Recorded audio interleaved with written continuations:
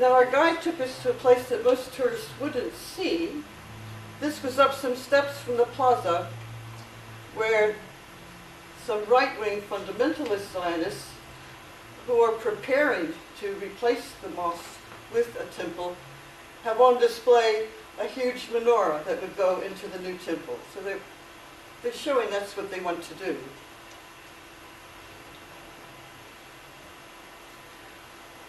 But the real ethnic cleansing is now taking place in these suburbs around Jerusalem. There's a rush to Judaize all of Jerusalem so that it could never be a capital of Palestine or a part capital. And they're also redefining the borders. They're extending the borders of Jerusalem out. This suburb is called Silwan. And Israel has passed a lot of laws that make life, a normal life for Palestinians, illegal, really. Any Palestinian land, even if they own it, if it doesn't have a dwelling on it, it's considered agricultural land. They're not allowed to build. Although traditionally when a man marries, he goes and builds a house near his father, so the generations stay near each other. They're only, to get around that, people are building up, but they're not really allowed to build up legally without a permit, but they're not giving permits. So in fact, this whole area is full of people who are breaking the law that's being designed really to be broken. And demolitions take place all the time. They're expanding in speed. It's very odd the way it's done. A person gets a demolition order, but that doesn't mean that the house will be demolished right away. It's done sort of randomly. You may have your demolition order for 10 years. You still have your house. You may have just received it a week ago and come back from school and find your house is being demolished. This man here is the co-director of the Israeli Committee Against House Demolitions. His name is Jeff Halper. He's a professor of anthropology, I think, and he has recently received the Kant, K-A-N-T, for the philosopher. I need some more chairs.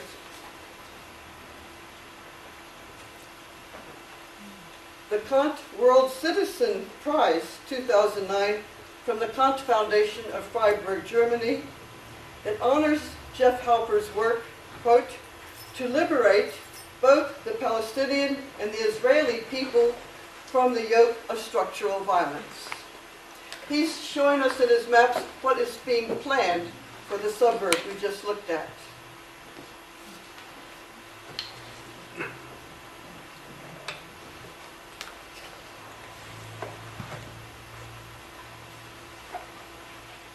And what is being planned is to replace that very crowded suburb with some very smart housing, expensive housing for Jews only. This is part of the project to Judaize all of Jerusalem.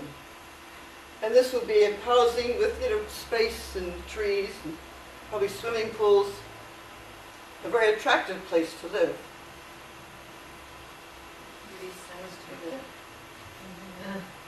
They're particularly targeting wealthy Americans. And in fact, a politician from Brooklyn, I assume a local body politician, I'm not sure, but went over there very recently with 50 billionaire American Jews and told them, look, don't buy a second house in Florida, buy it here. And I'm going to buy one here, and I love Israel. And it's, it's terrible. They're displacing people who've lived there for generations with this very smart settlement. You've probably heard of the wall. It's twice the height of the Berlin Wall. And this is Martin here, this little man. It's a hideous thing. The reason it's given is for security. In fact, it's really partly a land grab, a resource grab. It's separating Palestinians from Palestinians. It's separating the people of Jerusalem from the what were the suburbs are now called the West Bank. So the people who used to be able to easily move from the outer area into Jerusalem to trade, to go to school, to go to hospitals, now find this terrible barrier. This is part of the wall that you hear about that goes all the way around the West Bank. Out in the countryside, it doesn't look the same, but it's still quite oppressive, a huge sort of electric fence. But particularly in the countryside, it steals land and it steals water resources. The wall is mostly built on Palestinian land. This is one of the biggest settlements, it's called. It's for Jews only. It is east of Jerusalem, and it's extending the borders of Jerusalem, so they want to extend the wall to allow that in as part of Israel. Sorry, it's stretching out towards Jericho. I don't know if you know the map, but there are some maps at the back. But Jericho is near the Jordan River, and eventually they aim to cut off the West Bank into really 3 segments. And this will be cut here at its waist, really, this expansion eastwards. So this is the first big settlement to the east of Jerusalem. Yes, they don't want a contiguous bit of land to become Palestine, if there ever is a Palestine. The people who live here get subsidized housing, electricity, water, garbage collection, a nice road there will be a road for settlers only, police protection, very much a gated community. But as soon as you leave the suburb, you come to where the Palestinians live. They pay taxes too, but they don't get the services. By the way, the population of this settlement, which is called Ma'ale Adumim, is about 40,000, and it's due to expand to 60,000 within 2 or 3 years. It's the population of Zionists, really, in the West Bank is growing very rapidly. When you enter Ma'ale Adumim, you see something that would break any Palestinian's heart. Because this is an ancient olive tree. And I'm sure it must have been stolen. This would have been the livelihood for generations.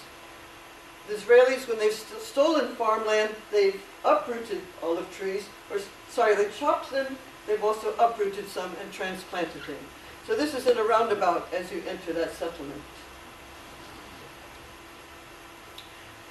We didn't see the swimming pool because we were at night, just about nighttime, but I've heard there might be 4 there. And I've heard of swimming pools in other settlements.